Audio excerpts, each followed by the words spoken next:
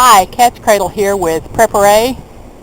I'm here at this beautiful Victorian home that's owned by my good friend who lives across the street from me because she invited PrepperA and I over to pick gooseberries. And I wanted to show you. These are the leaves on the gooseberry plant. And here's how they grow. You can see them hanging in there. And here's a bunch right here. And here's what they look like. You can certainly pick them just like that once they get green. But they get even sweeter when they get a little bit of reddish brown color on them. Here's a good one to show you that. Uh-oh, train's coming. I'm going to have to stop. They do have some mighty thorns on them though that can really get you, but I don't have any trouble if I watch what I'm doing. So we're going to pick some gooseberries, and I may go home and just make a little jam. That's the gooseberry plant. Very self-sufficient, and this is the only way of life she knows, is to provide for herself. Her husband's a great hunter, and she just takes care of her own needs. It's amazing. I'm very envious. When I walked in, she has a butler's pantry in between her dining room and her kitchen, and there were 3 all-American canners sitting there. She runs them 3 at a time. Can you imagine? She found them all at garage sales. What a find. Okay, we'll do more when we get back home. How beautiful is this? The entrance to her cellar from the exterior of the house. This beautiful bed with columbine and white and pink astilbe and irises, violets.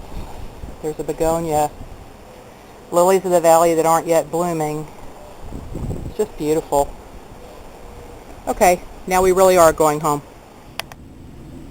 All right, we're back from berry picking, and I thought I would show you what I found because I wanted to see if you could order gooseberries from my favorite fruit tree and berry company, which is Stark Brothers Nursery here in Missouri. And I found several things. One, that they have lots of berries on sale right now, from blackberries to blueberries. This little banner across the corner of the picture, I don't know if you can see it, but it says on sale now, as well as grapes, raspberries, strawberries, kiwi, elderberry, which is a great medicine that we swear by in this house. But here's what I wanted you to see. Look how beautiful. I'm going to zoom in a little bit so you can see it. They have Invicta gooseberries on sale right now, and I'm sure it won't focus in on that price, but right here it says the regular price is $11.99 for 1 to 2 plants, and it's on sale for $9.59. And if you buy 3 or more, they're $9.16 a plant.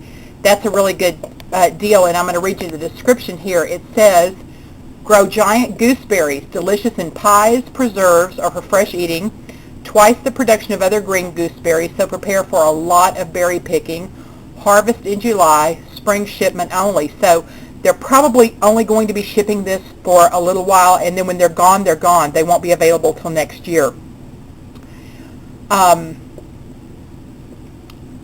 What I was going to tell you is that it says harvest in July, but we have had such a mild, warm spring that these berries are perfectly ripe in mid-May.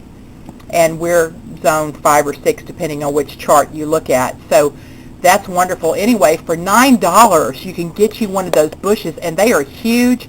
And I imagine, just for a normal family, I would think that's all you're going to need.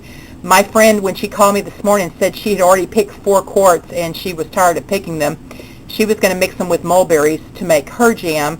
Her grandchildren absolutely adore gooseberry pies, and when they come to visit her, the first thing they do is go out and pick gooseberries because they know if they do, she'll make her tarts for them, and they just love them. Here's what I picked, probably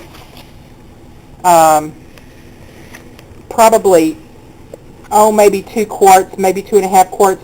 These are the ones, when they get this color on them, that are ripe and they're delicious to eat just like that. These ones that are green like this, well, PrepperA enjoys eating them like that, but she likes things that are really sour.